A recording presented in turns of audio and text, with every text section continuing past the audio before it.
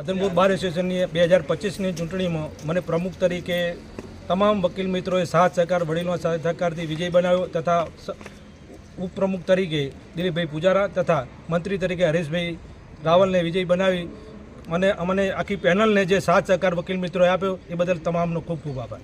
આપનું નામ સર? હરેશભાઈ અજમલભાઈ ચૌધરી। રાધનપુર બાર એસોસિએશનની ચૂંટણીમાં ઉમેદવાર તરીકે પ્રમુખના ઉમેદવાર તરીકે હરેશભાઈ ચૌધરી, ઉપપ્રમુખ તરીકે દિલીપભાઈ પૂજારા તથા સેક્રેટરી તરીકે હરેશભાઈ રાવલની જે ભવ્ય જીત થઈ એ બદલ બધાને ખૂબ ખૂબ આભાર અને તમામ વકીલ મિત્રોનો ખૂબ ખૂબ દિલથી આભાર। તમારું નામ સાહેબ?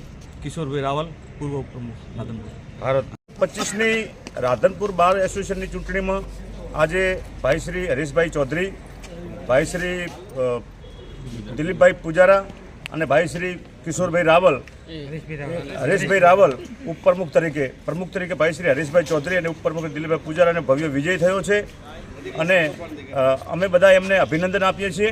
ભારત માતા કી જય।